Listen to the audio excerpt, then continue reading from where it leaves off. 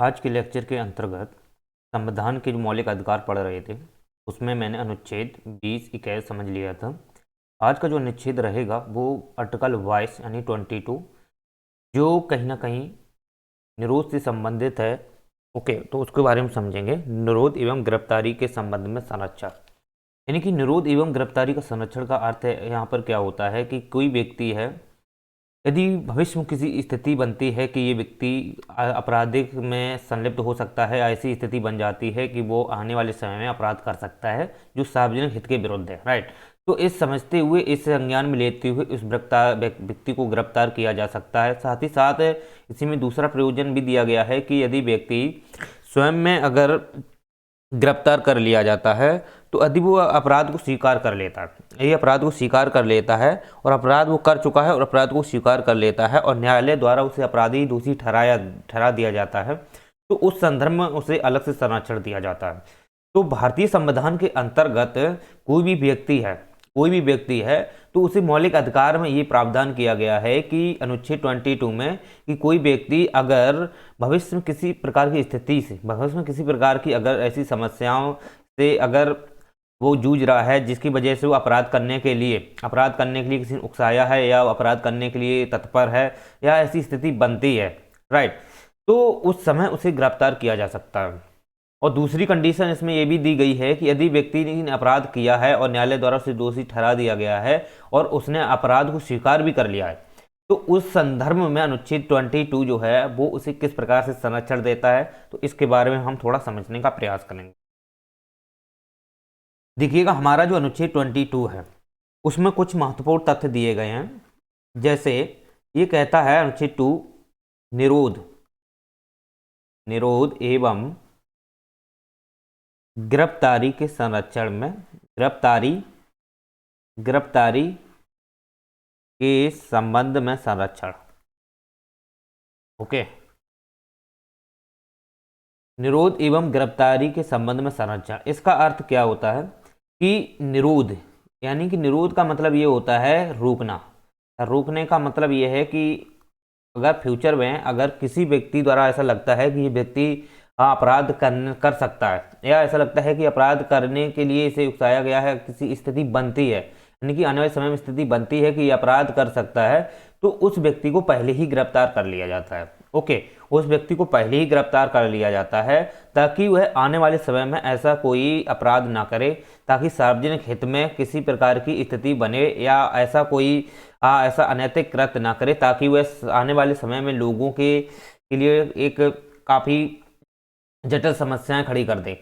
तो इस हेतु सार्वजनिक हेतु एवं व्यक्तिगत हेतु के लिए उस व्यक्ति को गिरफ्तार कर लिया जाता है, भले ही उसने अभी अपराध नहीं किया, भले ही उस व्यक्ति ने अपराध नहीं किया है, अगर ऐसा लगता है कि ये व्यक्ति आने वाले समय अपराध कर सकता है, ठीक, तो ये एक सोच पे डिपेंड कर लेता है कि वो व्यक्ति ऐसा मतलब होता है कि कहीं ना कहीं पहले कोई व्यक्ति अगर संलिप्त किसी चीज़ में जुड़ा हुआ हो, राइट, वो किसी व्यक्ति अपराध से संबंधित या जुड़ा हुआ हो या ना जुड़ा हो, कोई बात नहीं, अगर वो जुड़ा हुआ है तब भी ये माइंड में सेट हो जाता है कि हो सकता है कि कहीं ना कहीं इसका कहीं कोरिलेशन किसी अदर से संस्थाओं से नहीं है, कि आतंकवादी संस्थाओं से नहीं है, तो इस विचार हेतु उस व्यक्ति को निरोध के रूप में गिरफ्तार कर लिया जाता है। यानी निरोध का अर्थ यहाँ ही होता है कि उस व्यक्ति को मतलब अपराध करने से रोकना, यानी कि वो आगे कोई ऐसा अपराध ना कर दे ताकि सार्वजनिक हित में और सार्वजनिक लोगों को कहीं ना इसका सच मतलब प्रत्यक्ष प्रभाव पड़ सकता है। तो इस हेतु उस व्यक्ति को पहले से ही रोक लिया जाता है कि वो इस अपराध को ना कर सके, राइट। तो निरोध का अर्थ यहाँ पे यही होता है, रोकना, और रोकने का मतलब यही है कि फ्यूचर में या भविष्य में किसी व्यक्ति द्वारा अगर भविष्य में अगर किसी व्यक्ति द्वारा लगता है कि ये व्यक्ति अपराध कर रहा है या अपराध कर सकता है, तो उस हेतु उस व्यक्ति को पहले ही गिरफ्तार कर लिया जाता है ताकि वह अपराध ना कर सके। ओके, क्योंकि ये एक संभावनाएं होती हैं कि अगर लगता है कि कोई व्यक्ति है और वो व्यक्ति कहीं ना कहीं दूसरी आतंकवादी संगठन है, जैसे ISIS है, अलकायदा है, या पाकिस्तानी बहुत सारे जो भी आतंकवादी संगठन है उनसे अगर इसका कहीं ना कहीं अगर रिलेटेड प्रत्यक्ष या अप्रत्यक्ष रूप से संबंध है, ओके, और ये जानकारी हो जाती है कि ये व्यक्ति आने वाले समय में अपराध कर सकता है और इससे कहीं ना कहीं हमारे वातावरण में या लोगों के जीवन में इसका एक प्रत्यक्ष प्रभाव पड़ सकता है, ठीक है, ये कई लोगों की समस्याओं को बढ़ा सकता है, तो इस हेतु वह व्यक्ति को गिरफ्तार कर लिया जाता है ताकि वह आगे वाले समय में किसी प्रकार का ऐसा कृत्य ना कर सके। तो इसके लिए ये निरोध होता है, रोकना, ओके, उसे रोकना। या तो ऐसी बहुत चीज़ें होती हैं कि एक प्रकार की संभावना बन जाती है कि आने वाले समय में कोई ये व्यक्ति अपराध ना कर सके, इस हेतु से गिरफ्तार कर लिया जाता है। दूसरी कंडीशन इसी में आती है गिरफ्तारी। गिरफ्तारी का मतलब क्या होता है? गिरफ्तारी का अगर आप मतलब समझोगे तो इसमें ये दिया गया है कि यदि इस व्यक्ति ने अपराध किया है, यदि इस व्यक्ति ने अपराध किया है, राइट, और इसे न्यायालय ने दोषी ठहरा दिया है, न्यायालय ने इसे दोषी ठहरा दिया है, न्यायालय ने दोषी ठहरा दिया है, राइट, या इस व्यक्ति ने अपराध को स्वीकार कर लिया है,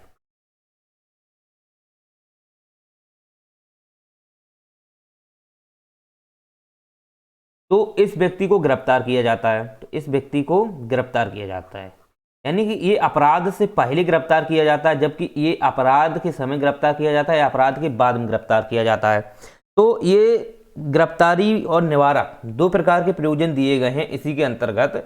तो इनके दोनों का जो महत्व है, दोनों का महत्व एवं इसका जो व्याख्यान है वो अलग अलग है, राइट। तो इसमें अगर आप देखोगे कि जो निरोध वाला है या निवारक वाला है, इसमें आता है निवारक, यानी निवारक का मतलब ये होता है अपराध करने से रोकना, यानी कि निवारण करना उस चीज़ का, तो इसमें वो चीज़ दी गई है।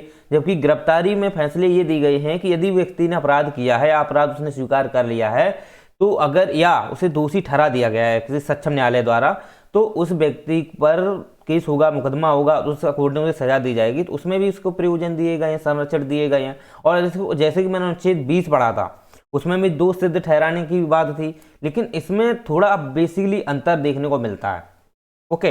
वो गिरफ्तारी के बाद जेल में जैसे जाता है तो उस हिसाब से उसको फैसले दिए जाते हैं, लेकिन इस व्यक्ति ने अगर अपराध किया है और अपराध कर लिया है, मैटर दोनों का सेम ही एक प्रकार से है, बस इसमें यह है कि कुछ प्रयोजन थोड़े भिन्न दिए गए हैं, उसको हम थोड़ा समझने का प्रयास करेंगे। निरोध का मतलब पहले हम समझते हैं डिटेल से। अभी तो हमने ओवरव्यू के विषय में समझा, अब हम थोड़ा इसमें डिटेल से जाते हैं।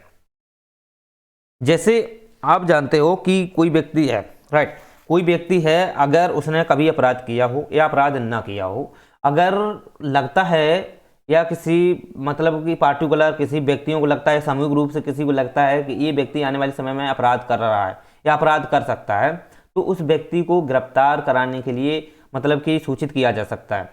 पुलिस तो बैठी नहीं है कि इसे पता नहीं कि ये व्यक्ति पुलिस तो जानकारी नहीं रखती इस बारे में कि कोई व्यक्ति अपराध कर रहा है, क्या कर रहा है। भाई वो इस चीज़ के लिए तो जिस क्षेत्र में वो रहता है वहाँ के आसपास के लोग ही जानते होंगे कि ये व्यक्ति ऐसी संभावनाएं बन सकती है या ऐसा उसने कोई कृत्य किया है जिसकी वजह से कहीं ना कहीं लोगों के अंदर डर है, राइट, और उनके अंदर ये डर है कि ये व्यक्ति फिर से कोई ऐसा कृत्य ना कर दे ताकि हमारे हित में या हमारे लोगों के या महिलाओं के हित में इसके विपरीत इसका प्रभाव पड़े। तो इस हेतु वो सूचित कर सकते हैं और पुलिस को जानकारी दे सकते हैं इस बारे में। तो पुलिस गिरफ्तार करेगी, लेकिन पुलिस ऐसे गिरफ्तार नहीं कर लेती है, उसके लिए भी पुलिस को जानकारी देनी होती है कि हम तुम्हारे इस बारे में जानकारी मिली है, इस हेतु मुझे एविडेंस मिला है, ठीक है। कोई तो एविडेंस जुटाना ही पड़ता है पुलिस को, ऐसे तो नहीं गिरफ्तार करती, ऐसे तो हर व्यक्ति सामूहिक रूप से झूठी बोल सकते हैं, राइट, तो ऐसे नहीं कर लेती है, उसके लिए एविडेंस पुलिस को जुटाने पड़ते हैं, सबूत जुटाने पड़ते हैं, तो उसके अकॉर्डिंग फिर उस व्यक्ति को गिरफ्तार किया जाता है। लेकिन इसमें ये चीज़ें हैं, इसमें चीज़ें यही दी गई हैं कि अगर वो व्यक्ति निश्चित रूप से अगर अपराधी की कभी कभी अपराध में रहा हो, अगर दूसरी कंडीशन बन जाए कि अपराध में वो रहा हो, तो उस कंडीशन हेतु भी उसे पहले से गिरफ्तार किया जा सकता है। या ऐसी स्थितियां भी बन जाती हैं कि वो उसका कहीं ना कहीं संबंध दूसरे देशों से हो जिससे राष्ट्रीय एकता अखंडता पर भी प्रभाव पड़े, तो निश्चित रूप से उसको उस आधार पर भी गिरफ्तार किया जा सकता है, ठीक है। बस यही है कि भविष्य में आने वाली स्थितियों को ध्यान में रखते हुए व्यक्ति को गिरफ्तार किया जाता है, लेकिन इस पर किसी प्रकार का मुकदमा केस वो नहीं चलता है, इस पर किसी प्रकार मुकदमा केस नहीं चलता है। यदि व्यक्ति वो ऑलरेडी किसी अपराध में रहा है, ओके, अपराध में रहा है और अपराध से वो दंड से भी मतलब वो मुक्त हो गया, राइट, दंड से भी मुक्त हो गया, अब फिर से स्थितियां बनती हैं कि अगर ये अपराध करेगा तो फिर ऐसा नहीं है कि फिर से उसे सजा दी जाए, सजा नहीं दी जाती है। बस यही है कि उसको गिरफ्त में रख लिया जाता है, और वो गिरफ्त जब रखा जाता है तो उससे संदर्भित ही जो अनुच्छेद 22 से सीम प्रयोजन किए गए हैं उसको हमें किस प्रकार के संरक्षण देने हैं, तो इसके बारे में थोड़ा हम डिटेल से समझते हैं।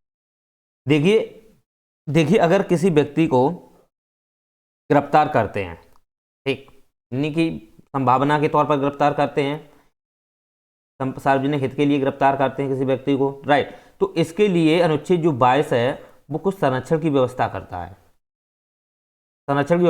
जिस व्यक्ति को निरोध के रूप में, निवारक के रूप में अगर गिरफ्तार किया है, राइट, मतलब अपराध को रोकने हेतु, भविष्य में अपराध को रोकने हेतु गिरफ्तार किया है, तो जो गिरफ्तार व्यक्ति है उसे कुछ संरक्षण दिए जाते हैं, उसे कुछ संरक्षण देता है संविधान।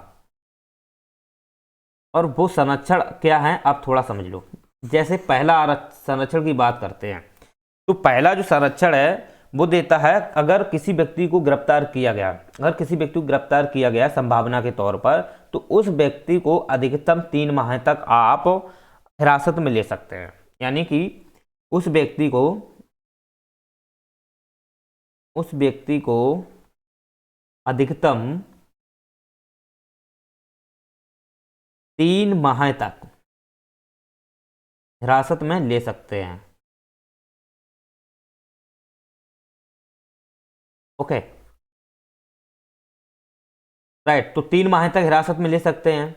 अब बात ये आती है कि ऐसा नहीं कि बढ़ाया नहीं जा सकता, हम अभी बता रहे हैं। अगर इस व्यक्ति को 3 माह तक हिरासत में लिया, अगर 3 माह कंप्लीट हो गए, तो या तो इस व्यक्ति को छोड़ दिया जाता है कि ठीक, लेकिन इस व्यक्ति पर किसी प्रकार का मुकदमा, केस दर्ज कुछ नहीं होता है, बस हिरासत में ले सकते हैं कि इसको हिरासत में लिया जा सकता है। या आप ऐसा भी किया जा सकता है, इसे एक जिला से दूसरा जिला में भी भेज दिया जाए, कि उसे एक जिला से दूसरे जिला में भेज दो, ताकि ये व्यक्ति उस क्षेत्र विशेष में ना जा पाए और वहाँ अपराध जैसी कृतियाँ ना कर पाए। तो ऐसी भी स्थितियाँ बन जाती हैं, ऐसे भी प्रशासन कर देता है, लेकिन हालांकि ऐसा संविधान में तो नहीं दिया है, बस प्रशासन ऐसा कर देता है। वो इसलिए करता है कि अगर ये व्यक्ति कहीं ना कहीं अगर जिस क्षेत्र में रहता है, ठीक, हम इसे गिरफ्तार और 3 माह तक रखते हैं, बात ठीक है। इसके बाद में अगर ये व्यक्ति को छोड़ते हैं, तो फिर हो सकता है कि फिर से वही कृत करे, या तो वो 3 माह में सुधर जाए। ओके, अगर वो 3 माह में अगर नहीं सुधरता, फिर से स्थिति बनती है, तो हो सकता है प्रशासन उसे दूसरे जिला में या दूसरे राज्य में भी उसे भेज सकता है, वहाँ पे रहने के लिए कह सकता है आप यहाँ रहो, अपना व्यवस्थाएं करो। वहाँ क्षेत्र में नहीं जाओगे जहाँ पे ये खतरा बन सकता है। ओके, तो ये व्यवस्थाएं कर सकता है, वो अलग मैटर है। बस यही चीज है कि उस व्यक्ति को अधिकतम अगर अपने पास हिरासत में लेते हैं तो 3 माह तक ही ले सकते हैं, 3 माह से ज्यादा नहीं। हाँ, अगर बढ़ाना हो, इस हिरासत को बढ़ाना होता है, तो फिर क्या होता है कि जो हाई कोर्ट है उसका जो बोर्ड होता है, ठीक, और बोर्ड में न्यायाधीश होते हैं, उनकी परामर्श से, बोर्ड जो हाई कोर्ट के बोर्ड होते हैं, राइट, तो उनकी परामर्श से इसे 3 माह और बढ़ाया जा सकता है, राइट। उच्च न्यायालय के जो बोर्ड होते हैं, ठीक, उसमें न्यायाधीश बैठते हैं, तो वो न्यायाधीश की सिफारिश पर या वो ऐसा कोई मतलब व्यवस्था कर देता है, प्रावधान देता है, तो उस अकॉर्डिंग इस व्यक्ति को 3 माह तो है ही, 3 माह और बढ़ाया जा सकता है। तो अधिकतम 3 माह ये है और 3 माह ये है, तो 6 माह हो जाता है। लेकिन ये हाईकोर्ट के परामर्श से है, हाईकोर्ट की जो बोर्ड है, बोर्ड न्यायालय है, राइट, जो बोर्ड न्यायालय है हाईकोर्ट का, उसके अकॉर्डिंग जो न्यायाधीश अगर परामर्श दे देते हैं कि इसकी मतलब कि बहुत ही जटिल स्थिति में देते हैं कि लगता है कि इसे और रखना चाहिए अपनी हिरासत में, क्योंकि ये कोई ऐसा कृत्य ना कर पाए, तब तक इसमें सुधार हो जाएगा कि हाँ मुझे नहीं करना चाहिए, ये चेत जाए, तो इस अकॉर्डिंग बोर्ड अगर चाहता है, वहाँ न्यायाधीश अगर चाहते हैं, तो इसे 3 माह तक और बढ़ा सकते हैं, राइट। तो इस प्रकार से 6 माह तक इसे मिल सकती है अधिकतम, और 6 माह से ज़्यादा नहीं होती।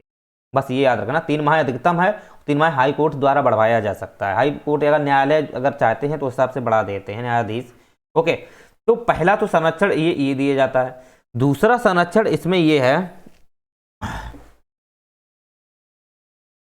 कि ये पूछ सकता है व्यक्ति कि मुझे किस लिए हिरासत में लिया गया है।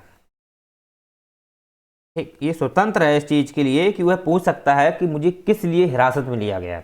यानी मान लो किसी व्यक्ति को हिरासत में लेते हैं, आगे संभावना बनती है हिरासत में लेते हैं, तो वो व्यक्ति पूछ सकता है कि मुझे किस लिए हिरासत में लिया गया है, मैं इसका रीजन बताइए, कारण बताइए मुझे क्यों लिया गया है।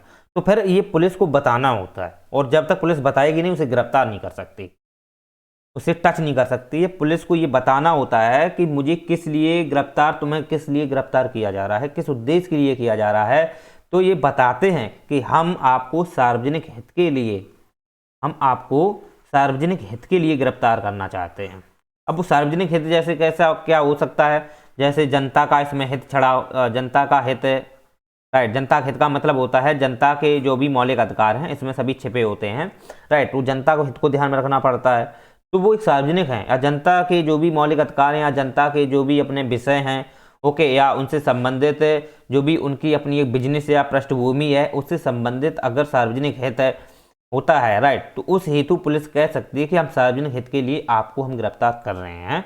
तो यह एक विचार पुलिस रख सकती है किसी व्यक्ति को जब गिरफ्तार करती है, राइट। तो ये फैसले मतलब कि पुलिस जो होती है वो लेती है, और पुलिस को ये देना पड़ता है, ऐसा नहीं है कि बिना पुलिस दिए किसी को गिरफ्तार कर ले पुलिस, और ये व्यक्ति पूछ सकता है। अब इतने लोग जागरूक नहीं हैं, ग्रामीण क्षेत्र में जागरूक नहीं हैं, तो पुलिस तो ऐसे ही पकड़ के ले जाती है, राइट। तो जब अगर कोई गिरफ्तार है तो उसको लिए तो पुलिस को फिर अपना सब कुछ देना पड़ता है। चलिए, तो इस प्रकार से आप समझ सकते हो कि जो भी संरक्षण की व्यवस्था की गई अनुच्छेद 22 के तहत वो दो मतलब दिए गए हैं। तीसरा इसमें और भी दिए हैं, जैसे थर्ड दिया गया है अपील।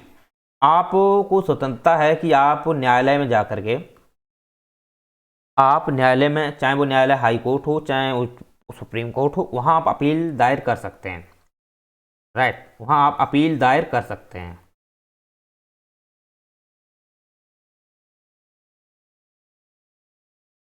ओके, तो इस व्यक्ति को अपील दायर करने का अधिकार होता है अगर वो न्यायालय में, मतलब कि उसे सुनता होती है कि वो अगर कोई न्यायालय में जाना चाहता है, वहाँ पर अपील करना चाहता है कि मुझे सर किस लिए गिरफ्तार किया गया है, मैं उसका रीजन बताइए, मुझे क्यों गिरफ्तार किया है, मेरे अधिकारों का क्यों हनन कर रहे हो, मेरे जीवन जीने की स्वतंत्रता है। तो इस संदर्भ में वो अपील कर सकता है, न्यायालय जा सकता है, सुप्रीम कोर्ट हाई कोर्ट जा सकता है, अपने न्यायालय पेश कर सकता है, अपनी पेशी रख सकता है, तो उसे यह स्वतंत्रता होती है। ओके, तो ये तीन जो दिए गए हैं, ये तीन जो इंपॉर्टेंट जो संरक्षण दिए गए हैं किसी व्यक्ति को निरोध यानी कि निवारक हेतु, मतलब कि निवारक का तो मतलब आप जानते ही हो कि आने वाले समय में किसी प्रकार का अपराध ना हो उस व्यक्ति द्वारा, तो इसलिए उसे रोका जाता है, उसे गिरफ्तार किया जाता है। तो जब जो व्यक्ति गिरफ्तार होता है उसी गिरफ्तारी व्यक्ति को ही ये तीन संरक्षण दिए जाते हैं जो हमने आपको बता दिए। चलिए, तो उम्मीद करते हैं आपसे निरोध से संबंधित आपको स्पष्ट समझ में आ गया होगा। अब बात हम करते हैं इसका दूसरा पोर्शन। तो दूसरा जो पोर्शन है वो है गिरफ्तारी। गिरफ्तारी का मतलब यहां पर यह है कि किसी व्यक्ति को गिरफ्तार कर लिया गया है, गिरफ्तार कर लिया गया है, और वो गिरफ्तार कब किया गया है, यदि उस व्यक्ति ने अपना अपराध कबूल किया है, अपना अपराध स्वीकार किया है। ओके, अपना अपराध स्वीकार किया है। दूसरी बात है इसी में कि उसे किसी सक्षम न्यायालय द्वारा अपराधी दोषी ठहरा दिया गया हो, राइट, यदि उसे किसी न्यायालय द्वारा अपराधी दोषी ठहरा दिया गया हो तो उसे गिरफ्तार किया जा सकता है, राइट। या तो आप ये कह सकते हो कि या तो उसने अपराध वो कर चुका है, ओके, उसने स्वीकार नहीं किया है लेकिन अपराध वो कर चुका है, ऐसी संभावनाएं बहुत सारी बनती हैं, अपराध कर चुका है लेकिन उसे स्वीकार नहीं किया है, तो इस बारे में उस व्यक्ति को गिरफ्तार किया जाता है, राइट, इस व्यक्ति को गिरफ्तार किया जाता है। अगर इस व्यक्ति को गिरफ्तार अपराध से ही संबंधित है, ये केवल अपराधी से संबंधित है, ओके।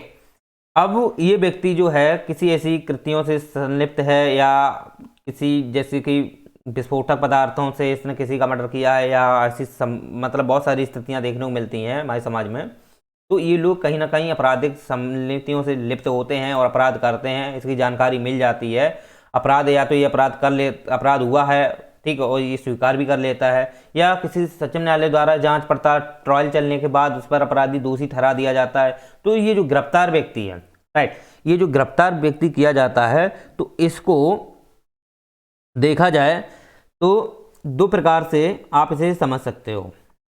गिरफ्तार मतलब अपराध के संदर्भ में किया गया है ना, तो इसे दो प्रकार से समझ सकते हो। पहला एक आरोपी, आरोपी के संदर्भ में, और दूसरा है न्याय की नज़र में अपराधी। न्याय की नज़र में अपराधी,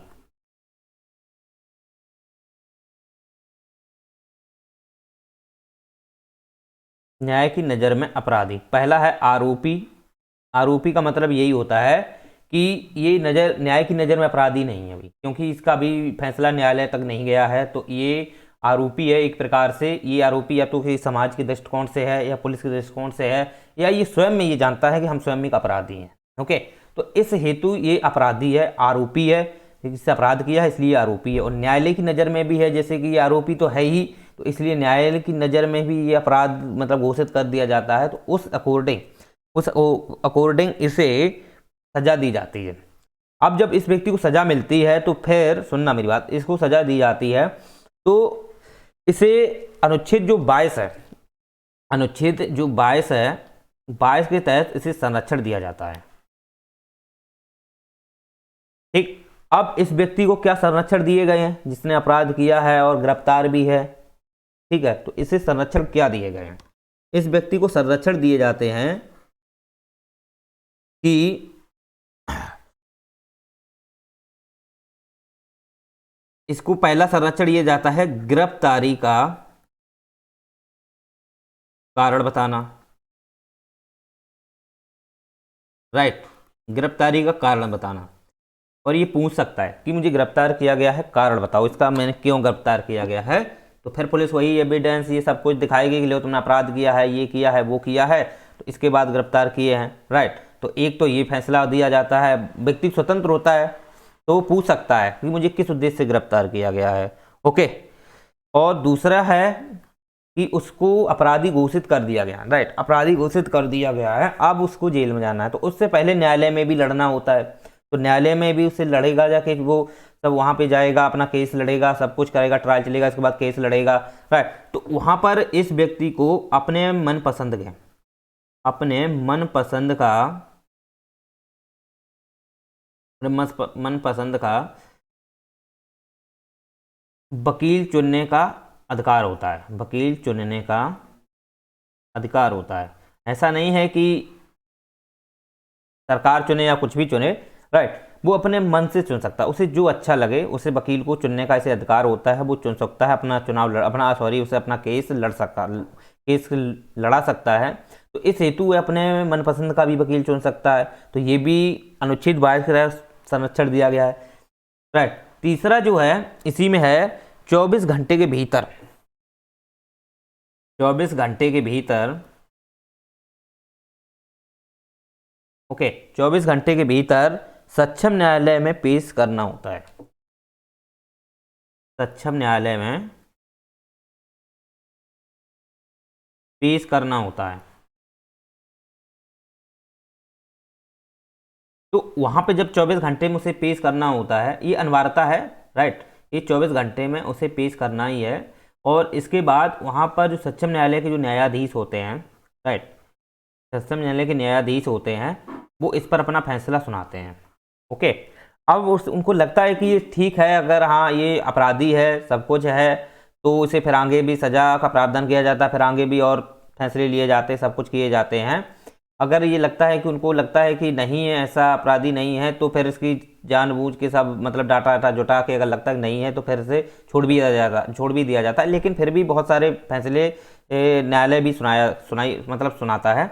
ओके, तो ये 3 प्रावधान किए गए हैं। जबकि आप दीवानी मामलों में देख लेना, ठीक, सक्षम न्यायालय जो दीवानी मामले होते हैं, स्वयं जो मजिस्ट्रेट होते हैं वो भी फैसले सुनाते हैं। ऐसी बात नहीं कि मजिस्ट्रेट नहीं सुनाते हैं, मजिस्ट्रेट भी कभी कभी न्यायाधीश बन जाते हैं एक समय में।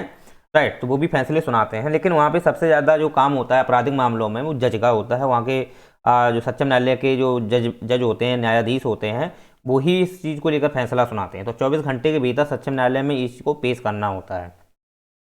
ओके, चलिए, तो उम्मीद करते हैं आपसे ये चीज़ें स्पष्ट हो गई होगी कि जो व्यक्ति मतलब गिरफ्तार कर लिया गया है, और गिरफ्तार करने के बाद उसको मतलब कि अपने मनपसंद का वकील चुनने का भी अधिकार है, गिरफ्तारी का कारण भी पूछ सकता है, और 24 घंटे के भीतर सक्षम न्यायालय में पेश करना होता है, उसकी मतलब जानकारी करना, उससे मतलब कि पूछताछ करना, ये सब इंक्वायरी इन्वेस्टिगेशन जांच करना, सब ये जो होता है ना, सब 24 घंटे के भीतर ही सक्षम न्यायालय में ही किया जाता है। इसके बाद फिर आगे जो भी कार्रवाई हो फिर आगे की जाती है उस अकॉर्डिंग, अगर अपराधी फिर वो मानते हैं तब, राइट। तो ये कुछ प्रयोजन दिए गए हैं, व्यवस्थाएं दी गई हैं अनुच्छेद 22 के तहत। उसे मतलब कि ये उसके संरक्षण हेतु अनुच्छेद 22 में दो प्रकार के प्रावधान हैं, एक है आपका निवारक से संबंधित, दूसरा है गिरफ्तारी। और निवारक गिरफ्तारी दोनों को हमने कंप्लीट बता दिया है। अब हम बात करेंगे इसी में कि ये तो फैसले हैं संविधान के, जो संविधान में प्रोविजन दिए गए हैं उसके संबंधित मैंने आपको क्लियरिटी से बता दिया है, राइट। अब हम करते हैं सरकार की। अब सरकार जो होती है कुछ अपने, जैसे कि वहाँ सरकार का मतलब किससे कार्य कराती है, संसद होती है। तो संसद जो है अब इसके अपने फैसले होते हैं, ये भी कुछ कानून बनाती है, एक्ट बनाती है, तो वो कहीं ना कहीं रोकथाम करने के लिए होती हैं कि कोई ऐसे आपराधिक मामले हैं, अपराधों में संलिप्त हैं, या कोई अंतर्राष्ट्रीय जो बहुत सारे ऐसे आतंकवादी संगठन हैं उनसे व्यक्ति अपना कोई संबंध तो नहीं रखता प्रत्यक्ष अप्रत्यक्ष रूप से। तो इस बारे में ये संसद जो होती है वो बहुत सारे कानून बनाती है। तो उसके बारे में हम थोड़ा समझते हैं कि वर्तमान में, पहले भी कानून रहे हैं बहुत सारे, लेकिन वर्तमान कौन कौन कानून हैं उनको समझते हैं। पहले भी कानून रहे हैं उनका, आप जैसे कि आप देखोगे तो टाटा भी रहा है, मीसा भी रहा है, इनको अब कोई मतलब नहीं है, पहले के ये कानून हैं, अगर समझना चाहो तो समझा देंगे, लेकिन बस यही है कि वर्तमान में जो कुछ कानून हैं उनको थोड़ा समझते हैं। तो सबसे पहले हम ये समझते हैं कि जैसे कानून जो एक्ट होते हैं, मतलब कि संसद जो एक्ट बनाती है, तो ये आपने सबसे अच्छा एक कानून नाम सुना हो, जो जो अनलॉ, जो एक मतलब अनलॉफुल जो है अपना देखा हो, प्रिवेंशन जो एक्ट है UAPA, राइट। तो इस कानून में आप देखोगे ये सबसे अच्छा कानून माना जाता है UAPA, यानी कि अनलॉफुल जो एक्टिविटीज प्रिवेंशन एक्ट है, हम ऐसे बोल सकते हैं अनलॉफुल एक्टिविटीज प्रिवेंशन एक्ट,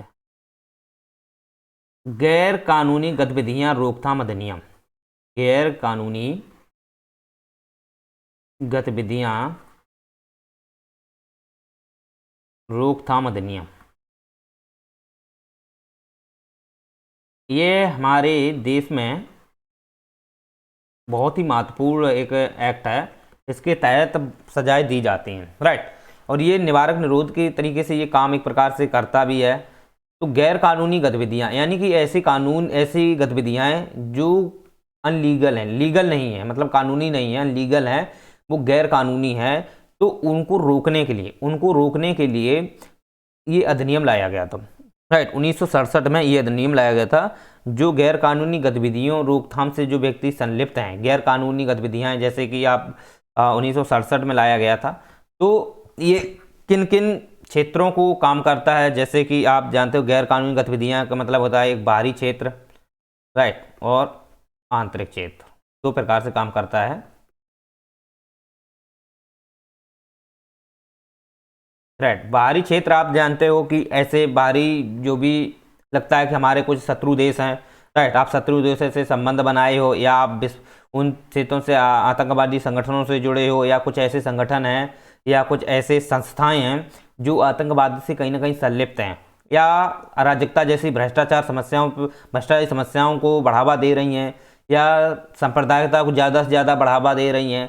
तो ये जो गैरकानूनी गतिविधियाँ हैं, ठीक, गैरकानूनी गतिविधियाँ हैं, तो उनमें अगर भारतीय व्यक्ति कोई भी अगर संलिप्त होता है, अगर जानकारी मिलती है सरकार को इस चीज़ के लिए व्यक्ति ऐसा ऐसा है, उसको पकड़ा जाता है, तो कहीं ना कहीं ये गैर कानूनी गतिविधियां रोकथाम अधिनियम है उस पर लागू होता है। ओके, तो ये बाहरी क्षेत्रों पर भी लागू है, और आंतरिक क्षेत्र तो आप जानते ही हो कि बहुत सारे ऐसे हमारे देश में भी संगठन हैं, ऐसे बहुत सारे जो देश में भी संगठन हैं वो भी कहीं ना कहीं आपसी अराजकता फैला रहे हैं, हिंसात्मक अराजकता फैला रहे हैं, ठीक है, अपनी सांप्रदायिकता को बढ़ावा दे रहे हैं, राइट। तो इनसे संबंधित जो भी वो अपराध करते हैं जो गैर कानूनी हैं, तो उनको भी नियंत्रण करने के लिए यही गैर कानूनी गतिविधियां रोकथाम अधिनियम 1967 लागू होता है। तो इस उद्देश्य हेतु बाहरी क्षेत्र हो या आंतरिक क्षेत्र हो, ठीक है, ये दोनों पर लागू होता है। और यह जो है जो बहुत सारे आपराधिक मामले होते हैं, जो गैर कानूनी तरीके से अपराध किए गए हैं, जिनका कोई औचित्य नहीं है, कहीं ना कहीं वो लोगों की अपने अधिकारों का उनका हनन होता है, और निश्चित रूप से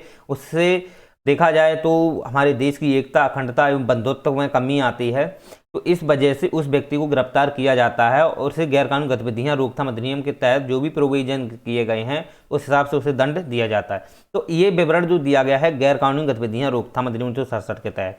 ओके, आंतरिक में भी हमने आपको बता दिया है कि आंतरिक में बहुत सारे ऐसे संगठन हैं जो अपने मुस्लिम संगठन अलग है, हिंदू संगठन अलग हैं, जातिवाद को लेकर के संगठन अलग हैं। तो ऐसे कोई संगठन है, ओके, और ये संगठन कहीं ना कहीं देखा जाए तो आपसी में मतभेद या आपसी में टकराव या कुछ ऐसी अराजकताएं फैला रहे हैं, या जो व्यक्तियों के अधिकारों के साथ साथ या राज्य सरकार या केंद्र सरकार के प्रति ये विरोधात्मक मतलब विरोधाभास जैसी बातें करते हों, तो ये इन पर सरकार क्या करती है, गैर कानूनी गतिविधियां रोकथाम के तहत उस पर नियंत्रण करती है, या उसे अनलीगल ठहराते हुए उसको असंवैधानिक घोषित करते हुए निरस्त भी कर देती है। तो ये सुप्रीम कोर्ट का पास पावर होती है, राइट। तो ये गैर कानूनी गतिविधियां रोकथाम अधिनियम है 1967, इस प्रकार से ये लागू होता है, बाहरी है और आंतरिक है, दोनों पर से।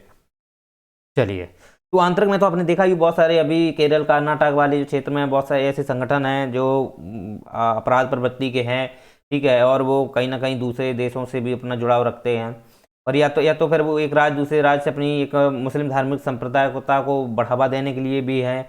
ओके, और हिंदू में भी देखो बहुत सारे हैं, जैसे हनुमान संगठन अपना, बजरंग संगठन अपना एक अलग है, जातवाद को लेकर भीमराव संगठन अपना अलग है, राइट। जैसे कि बहुत सारे संगठन हैं, प्रेशर ग्रुप भी हम बोलते हैं। तो लेकिन अगर वही ग्रुप हैं, बहुत बड़े संगठन हैं, अगर गैर कानूनी गतिविधियों में संलिप्त हो जाते हैं तो निश्चित रूप से उन पर नियंत्रण करने के लिए सरकार यही प्रयास करती है।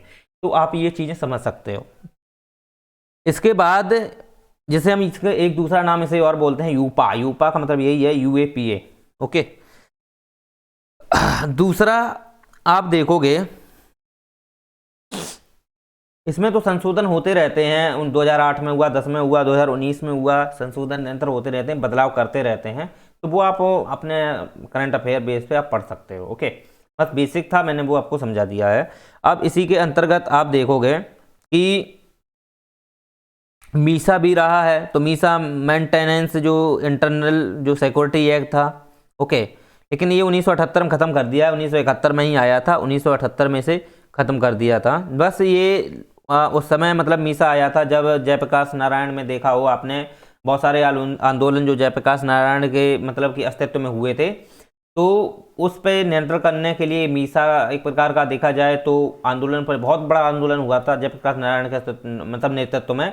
तो उन पर नियंत्रण करने के लिए ही ये मीसा जो लाया गया था, लेकिन इसे बाद में निरस्त कर दिया गया था 1978 में। इसका कोई महत्व नहीं है मीसा का, ठीक है। इसके बाद अगर आप देखोगे कि निवारक निरोध अधिनियम भी आया था, निवारक निरोध अधिनियम जो 1950 में, लेकिन फिर ये इतना ज़्यादा पावरफुल नहीं था, फिर 1900 इसे भी 69 में समाप्त कर दिया गया था। लेकिन 1967 वाला जी आज भी लागू है, उतना ही जितना पहले था, लेकिन संशोधन होता रहता है, अलग बात है। इसके बाद इंपॉर्टेंट जो है वही बताएंगे, ठीक है। NSA यानी कि नेशनल सिक्योरिटी एक्ट, या इसे हम बोल सकते हैं नेशनल सिक्योरिटी एक्ट। ये आया था आपका 1980 में, 1980 में, ओके। नेशनल सिक्योरिटी एक्ट जो है ये बहुत ही कठोर है, इसमें जमानत भी नहीं मिल पाती, क्योंकि ये अंतर्राष्ट्रीय स्तर पर अगर आप देखते हो कि नेशनल सिक्योरिटी यानी कि राष्ट्रीय सुरक्षा, और राष्ट्रीय सुरक्षा में तो आप जानते ही हो कि जो राष्ट्र की सीमा है तो उससे सुरक्षा संबंधी जो भी विवरण है, दस्तावेज है, वो कहीं ना कहीं इसकी देखरेख में रहते हैं। अगर इससे संबंधित कोई विवरण बाहर के लोगों को दे रहा है या शत्रु देशों को भी देता है, राइट, अगर उससे लगता है कि हमारे देश की राष्ट्रीयता और या अखंडता या संप्रभुता को ठेस पहुंच रही है, और इससे लगता है कि हमारे यहाँ पर गतिविधियाँ ऐसी हो सकती हैं जो अनैतिक हैं, अवैध गतिविधियाँ हैं, और ये हमारे नेशनल सिक्योरिटी के विरुद्ध हैं, राइट, राष्ट्रीय सुरक्षा के विरुद्ध हैं, तो फिर उस पर ये एक्ट लागू हो जाता है, NSA, ओके। और इसमें आप देखते हो कि ये एक प्रकार से देखा जाए तो जमानत भी नहीं मिलती है इसमें, ठीक है। अगर आप सोच रहे हो कि जो विद्रोह होते हैं उनको इसमें शामिल कर लेते हैं, तो विद्रोह नहीं है। विद्रोह के लिए आप जानते हो कि उसकी अलग से अपनी एक धारा होती है, शायद में 104 यानी 167 धारा, इस प्रकार की कोई एक धारा है, वो लागू होती है, एक बार देख लेना, ठीक है। तो उसके तहत विद्रोह जो होते हैं, जैसे लोकमान तिलक पर भी लागू हुआ था वो विद्रोह, और इस पे बिहार क्षेत्र में वो काफ़ी प्रचलित रहा है, राइट। चलिए, तो उसे हम इसमें शामिल नहीं करते हैं एनएसए में। अब बात हम करते हैं, एनएसए हो गया, फिर टाडा भी था। टाडा 1985 में आया था, जिसे हम बोलते थे टेररिज्म जो एक्टिविटीज है, ठीक है, डिस्ट्रैक्टिव एक्ट। एक वो टाडा जो था, जो टेररिज्म जो एक्टिविटी डिस्ट्रैक्टिव जो एक्ट था, जो 1985 में आया था, ये आतंकवादी व विध्वंसक अधिनियम जिसे हम बोलते हैं, तो ये ज़्यादा कोई प्रचलित नहीं रहा है, कुछ समय तक रहा है, ठीक। 1985 में आया है और 11 साल बाद इसे ख़त्म कर दिया था। 1996 में जो टाडा था, ठीक है, ये 1985 में आया था और 1996 में से समाप्त कर दिया गया था। तो ये कोई ज़्यादा महत्वपूर्ण नहीं है, ओके। फिर इसके बाद में एक पोटो भी आता है, जैसे पोडा, पोटा बोलते हैं, पोडा, राइट, इसे पोटा बोलते हैं। तो ये पहले पोटा फॉर्म में नहीं था, ये पोटो फॉर्म में था, और पोटो में आप देखोगे जो प्रिवेंशन ऑफ टेररिज्म जो टेरिटरी जो मतलब कि ऑर्डिनेंस है, ऑर्डिनेंस, पहले ये ऑर्डिनेंस फॉर्म में था, यानी कि प्रिवेंशन और प्रिवेंशन ऑफ टेरिटरीज क्या बोल सकते हैं, ठीक, ऑर्डिनेंस, मतलब ये अध्यादेश के तहत ये लाया गया था, राष्ट्रपति ने लाया था ये, फिर इसे बाद में इसे पोटा एक्ट में बदल दिया गया था, फिर से एक्ट बना दिया, पहले ये अध्यादेश में आया था, ठीक। ये अध्यादेश एक प्रकार का एक्ट ही प्रकार का होता है, बस ये है कि उसमें संसद सहमति देनी पड़ती है बाद में, वो हम आगे बताएंगे अध्यादेश, ठीक। तो पोटा है, तो पोटा फिर एक्ट बना दिया गया था, तो ये भी 2002 में ही आया था। 2002 के बाद फिर ये 2004 में से समाप्त कर दिया गया, ठीक। तो ये जब आया था, जब संसद पर हमला हुआ था, आपने देखा हो 2001 में जब संसद पर हमला हुआ था, तब ये ही एक्ट पोटो था, तब इसको पोटो फॉर्म में लाया गया था, बाद में इसे पोटा बना दिया गया, लेकिन इसे 2004 में समाप्त कर दिया था। चलिए, तो उम्मीद करते हैं आपसे ये जो जितने भी प्रोविजन हैं जो एनएसए मतलब कि अनुच्छेद 22 से संबंधित हैं, उनके बारे में हमने आपको कंप्लीट समझा दिया है। चलिए,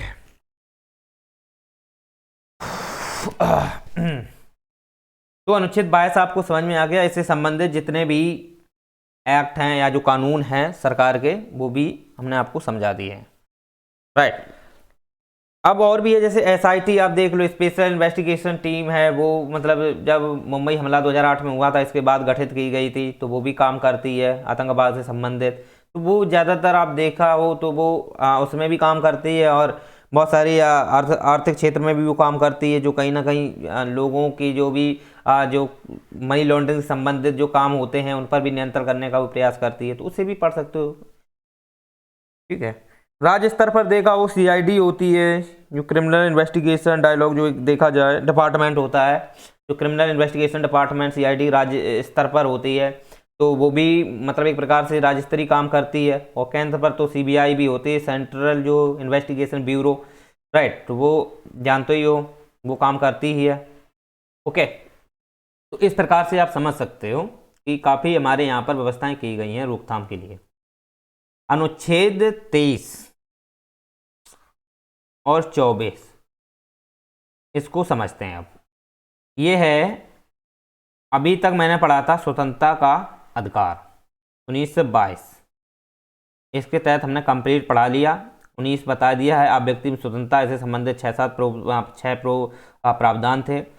20 में हमने पढ़ा दिया है अपराध के लिए दोष सिद्धि का संरक्षण था, जो व्यक्ति अपराधी दोषी ठहरा दिया जाता है तो उससे संबंधित क्या उसको संरक्षण दिया गया है, ठीक है। और फिर 22-21 समझा दिया है मैंने, जीवन से संबंधित है। और 22 जो है वो निरोध एवं गिरफ्तारी के संबंध में संरक्षण का प्रावधान करता है, तो ये कंप्लीट हो गया है। अब हम बात करते हैं, ये तो स्वतंत्रता का अधिकार था, ठीक। 23 और 24 अनुच्छेद, ये है शोषण के विरुद्ध अधिकार, शोषण के विरुद्ध अधिकार। अब शोषण के अंतर्गत आप क्या डाल सकते हो, यानी कि किसी व्यक्ति का शोषण होता है, राइट। अनुच्छेद 23-24 है, ओके, इसके बारे में यह व्यवस्थाएं करता है। चलिए, तो उम्मीद करते हैं आपसे इसके हम थोड़ा आगे लेक्चर में समझने का प्रयास करेंगे।